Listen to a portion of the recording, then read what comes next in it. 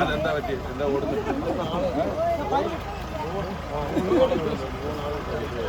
പിന്നെ എന്തിനാ ഓടുന്നത്?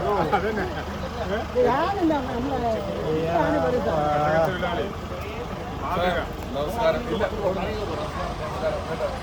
ഇല്ല, നമസ്കാരം.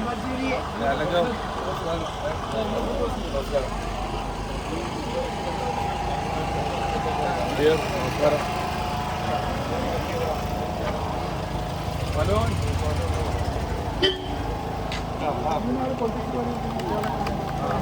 ഒന്ന് വിളിച്ചോക്കാം. ഞാൻ വിളിക്കാൻ ഇതൊന്നും പോലെ വിളിച്ചോ. ഞാൻ വല്ല കണക്കില്ല.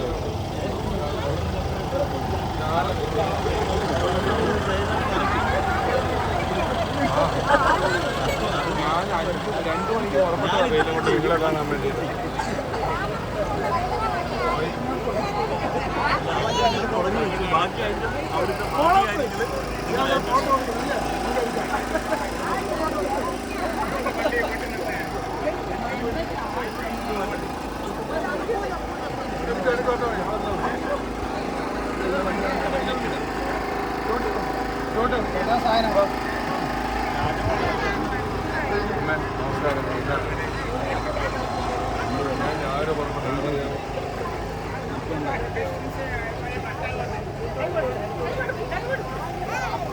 എടി, നിന്റെ ഉടുപ്പും പൂവും ഒക്കെ കൊള്ളാതെ ഇത് ആരെ തന്നെ ഇങ്ങനെ നമസ്കാരം.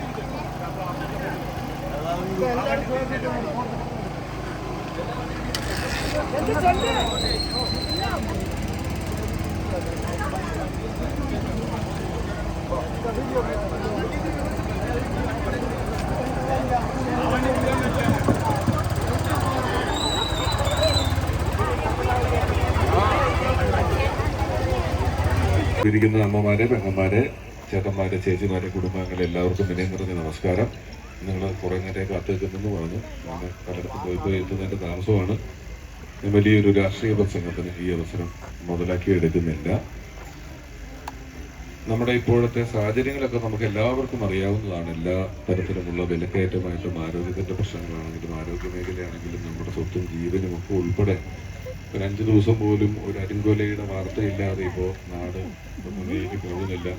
എല്ലായിടത്തും ക്രിമിനൽസ് നിറഞ്ഞിരിക്കുകയാണ്. അങ്ങനെ പലതരത്തിൽപ്പെട്ട പ്രശ്നങ്ങൾ നമ്മൾ അനുഭവിക്കുന്നു. ഈ അനുഭവത്തിൽ നിന്നൊക്കെ മാറ്റം വരണം. നമുക്കുണ്ടായിരുന്ന ഒരു നല്ല കാലത്തിലേക്ക് നമുക്ക് പോകേണ്ടതായിട്ടുണ്ട്. ഭരണം തീർച്ചയായും മാറും. UDF വരും. ആ സമയത്ത് നിങ്ങളുടെ ശബ്ദമായി അവിടെ ഉണ്ടാകാൻ എനിക്ക് കൈപ്പറ്റ് ചിഹ്നത്തിൽ വോട്ട് തന്ന് എന്നെ വിജയിപ്പിക്കണം എന്ന് നിങ്ങൾ ഓരോരുത്തരോടും പ്രത്യേകത്തിൻ്റെ ഭാഷയിൽ അഭ്യർത്ഥിക്കുന്നു. നിങ്ങളത് ചെയ്യും വിശ്വസിക്കുന്നു. നമുക്ക് വീണ്ടും കാണാം. കണ്ടുകൊണ്ടേയിരിക്കാം. നന്ദി.